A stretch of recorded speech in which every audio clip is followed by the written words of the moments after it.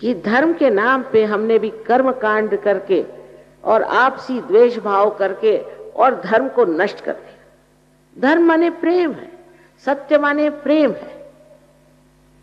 जिससे आपको प्रेम होता है, आपके बच्चे हैं, पत्नी है, पति है, जो भी हो, माँ है, उसकी सारी बातें आप जानते हैं ना, उसका सारा ज्ञान आपको हो जाता है। उसी प्रकार ये जो आत्मा का दर्शन है, इसमें आप समझते हैं कि आप प्रेम का सागर हैं और इस प्रेम के सागर में डूबने का जो मजा है, जो आनंद है, उस आनंद के उपभोग के बाद फिर आपसे नफरत नहीं होती। आप सबको माफ करते चलते हैं और नफरत अपनी खत्म हो जाती है। सबसे बड़ी चीज यह है कि पहले हम भारतीय संस्कृति की जो नींव है उसे समझें, और वो एक ही है कि आत्मा का दर्शन प्राप्त करना। सारे धर्मों का भी यही कहना। कौन सा धर्म जो नहीं कहता है? आप अगर कुरान में देखें तो उसमें लिखा हुआ है कि आपको वली पीर होना चाहिए। आप बाइबल में देखिए तो बिल्कुल सेल्फ नॉलेज की बात की है, thou shalt know yourself। ऐसा कोई धर्म नहीं है जिसने ये बात नहीं की कि आप अपने आत्मा का दर्शन पहले करें, तब फिर आपको परमात्मा का भी दर्शन हो सकता है। आत्मा का दर्शन करने के लिए जो विचित्र विचित्र बातें, कर्मकांडी बातें लोगों ने फैलाई हैं, उनको छोड़ देना चाहिए। या ऐसा कहिए कि जिस सीढ़ी से आप गुजर रहे हैं वो सीढ़ी छोड़ के ही आप दालान में आ सकते हैं। तो इसलिए जो बहुत सी बेकार सी चीज है, उपवास, हमारे यहाँ उपवास की बीमारी, कितने मर्तबा खाना खाते हैं पता नहीं, हमेशा उपवास ही करते रहते बहुत से, और सोचते रहते खाने की बात।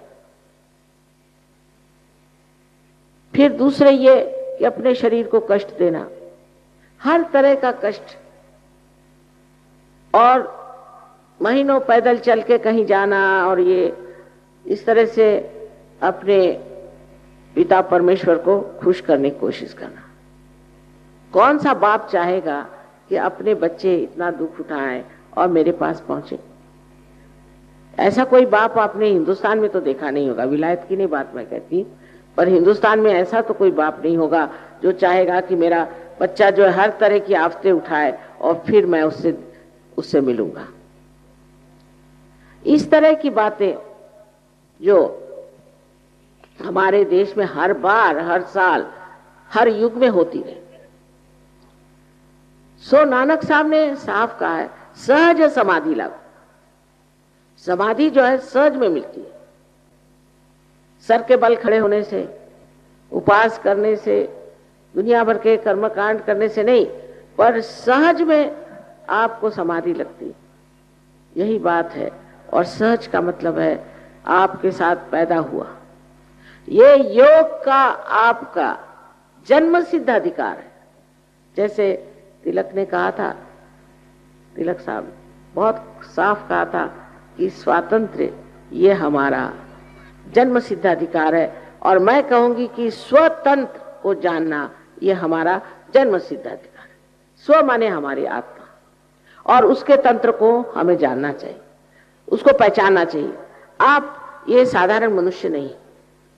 जैसे समझ लीजिए एक छोटा टेलीविजन लेकर आप कहीं देहात में, जंगल में चले जाएं और उनसे कहिए कि इसमें ये मूर्ति दिखाई देगी, वो मूर्ति दिखाई देगी, या कहिए कि इसमें आपको फिल्म दिखाई देगा, तो आप कहेंगे वाह वाह, ये तो एक डब्बा है, इसमें क्या दिखाई देगा। देहाती तो नहीं समझ पाएंगे ना, लेकिन हम भी अपने को डब्बा ही समझते हैं। जिस वक्त ये कनेक्शन आपका उस विशेष परमात्मा की शक्ति से हो जाता है, तभी तो आप जान सकते हैं कि आप क्या है। तो दूसरा सत्य यह है कि इस सारे चराचर सृष्टि में एक महान शक्ति कार्य करती है, जिसे हम लोग परम चैतन्य कहते हैं, कोई रूह कहता है, कोई उसे all pervading power of divine love कहता है, चाहे उसे किसी भी नाम से कहे। जैसे पतंजलि ने से ऋतंभरा प्रज्ञा का, आप नाम उसे कुछ भी दीजिए, मतलब ये है कि वो एक महान शक्ति है और ये शक्ति सारे जीवंत कार्य करती है। जैसे अब देखिए यहाँ इतने सारे फूल हैं, हम लोग सोचते भी नहीं कि कितना बड़ा चमत्कार है कि ये फूल एक बीज से निकले और तरह तरह के रंग और तरह तरह की खुशबू लेकर के संसार में आए। ये कैसे आए, ये कैसा चमत्कार घटित हुआ, किसी भी चीज के बारे में हम सोचते नहीं। यानी समझिए कि हमारा हृदय कौन चलाता है। अब डॉक्टरों से पूछे तो वो कहेंगे ऑटोनॉमस नर्वस सिस्टम। ऑटो कौन है,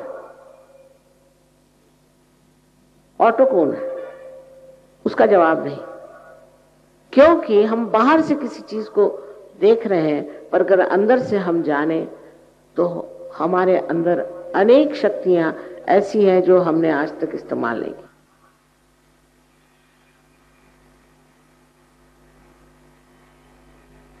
अब आत्म साक्षात्कार में क्या होता है ये बता देना जरूरी है। हालांकि एक लेक्चर में सारी बात नहीं बता जा सकती।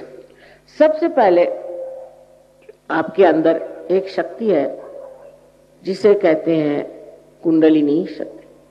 इसको कुंडलिनी इसलिए कहते हैं क्योंकि इसमें छोटे छोटे, जिसे हम लोग कुंडल कहते हैं, सर्कुलर, वैसे 3.5 सर्कुलर कुंडलों से बनी हुई ये शक्ति, और इसको स्त्री का रूप हम मानते हैं।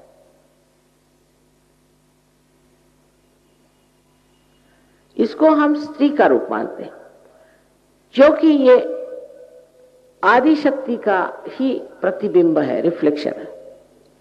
अगर परमात्मा की शक्ति आदि शक्ति है, यानी उनकी इच्छा, उनकी शुद्ध इच्छा, उनकी जो इच्छा है वही अगर हमारे प्रतिबिंबित है तो वो कुंडलिनी स्वरूप है। ये शक्ति हमारे त्रिकोणाकार अस्थि में है, जिसे मेडिकली वो लोग कहते हैं सेक्रम। सेक्रम का मतलब सेक्रेट। इसका मतलब कि ग्रीक लोग जिन्होंने ये नाम दिया है वो लोग जानते थे कि ये शक्ति हमारे अंदर सेक्रेट बोन में है। इतना ही नहीं, उनकी जो देवी है आदिशक्ति, उसको वो अथीना कहते हैं। अथ माने प्राइमोर्डियल, जो प्राइमोर्डियल मदर है उसका नाम अथीना रखा है। इतनी चीजें उनसे मिलती हैं। अगर आप कभी जाएं ग्रीस तो देखिएगा कि आपको आश्चर्य होगा कि हमारे शास्त्रों में ग्रीस के बारे में कितना कुछ लिखा गया। लेकिन ये सब होते हुए भी इसका ज्ञान आधा अधूरा ही लोगों में था, क्योंकि जो पाते थे वो प्यार के और आनंद के सागर में खो जाते थे। और लोग भी उस जमाने में ऐसे थे, इतने लोग कहां जो कि सत्य के खोज में आए। कबीर ने कहा है, कैसे समझाऊं सब जग अंधा। वाकई में यह हालत थी, कोई जानना ही नहीं चाहता था। सब अपने अपने ज्ञान में खोए हुए, अपने अपने शान में खोए हुए, अपने को पता नहीं क्या समझते थे। और जो उन्होंने बात कही है आज वो बात नहीं। आज कलयुग के एक उपकार है कि बहुत खोज सत्य की सारे दुनिया में हो रही है। हिंदुस्तान में कम है पर और जगह बहुत है, क्योंकि हम सोचते हैं हम बड़े धार्मिक है, सुबह से शाम तक हमने 2-4 भजन गाए हो गए, हम तो बड़े ही है। उससे आगे जाने की इच्छा कम। इस साल दूसरी बात है, पर इससे पहले तो मैं सोचती थी कि ये पूना है और शास्त्रों में इसको पुण्यपट्टनम कहते हैं। सारे महाराष्ट्र में सबसे ज्यादा पुण्यवान यही जगह है, लेकिन ऐसा देखती नहीं थी मैं। अब आश्चर्य होता है कि आप लोग इतने यहाँ आए हैं उस परम तत्व को पाने के लिए जिसके प्रकाश से आपका जीवन, सारे संसार का जीवन आलोकित हो सकता है। क्योंकि जो कुछ भी संसार के प्रश्न है वो अधिकतर मनुष्य की वजह से। हाँ, अभी किसी ने कहा कि तो फिर लातूर में भूकंप क्यों हुआ? यहां पर 3 साल मैंने भाषणों में कहा कि आपके यहां जरूर भूकंप होगा। उसकी वजह ये कि गणपति के उत्सव में गंदे गंदे गाने, विभत्स तरीके डांस और सब उस गणेश जो कि पवित्रता का प्रतीक रूप है आप लोग करते हैं। ये गणेश बहुत जाज्वल्यवान है। आप नहीं सोचिए कि सिर्फ मट्टी का गणेश है। और एक दिन जब भड़केगा तो इस महाराष्ट्र में भूकंप आएगा और आने वाला है। और यहां 4 गणेश वर्तमान है। वो स्वयंभू है। स्वयंभू माने वाकई पृथ्वी से आए हो। और आप उनमें जाके जब आत्म साक्षात्कार पे देखिएगा तो सब में से चैतन्य बहता। और वहां पर हमारे लोग गणपति की ऐसी विभत्स विटंबना करें सो गणपति नहीं सहन कर सकेंगे। वो बहुत जाज्वल्यवान है। और अब वही हुआ। एक लातूर ही ऐसा हमारा सेंटर था जहां मैं नहीं गई और वहां पर ये बड़ा भारी भूकंप हुआ। बहुत दुख की बात है, क्योंकि चतुर्दशी के दिन के बाद गणपति विसर्जित करके सब लोग आए और शराब पी के नंग धुड़ंग होके नाच लगे और सब गड़प होगा। और दूसरी आश्चर्य की बात है, आप पता करें कि एक भी सहयोगी के घर में जरा सी भी कोई ऐसी लकीर भी नहीं आई और एक भी सहयोगी मरा नहीं। अब आप कहेंगे कि मां ये कैसे? आप जाके पता करें।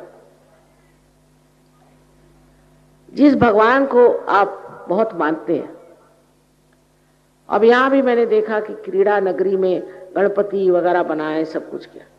उनकी इज्जत तो करना जानते नहीं। क्या उनकी मूर्ति बना देने से या देखे ऐसे नमस्कार करने से हो जाता है? अगर आप वाकई गणेश जी को मानते हैं तो सबसे पहले जान लेना चाहिए कि आपके अंदर पवित्रता आनी चाहिए। वो चिर बालक है। और गणपति का विशेष आशीर्वाद इस महाराष्ट्र में। महाराष्ट्र शराब तो इतनी महाराष्ट्र में चल पड़ी है कि रास्ते में आप देखिए, अगर किसी गांव में जा रहे हैं तो रास्ते पर लोग खटमल के जैसे पड़े हुए हैं शराब पी करके। शर्म आनी चाहिए।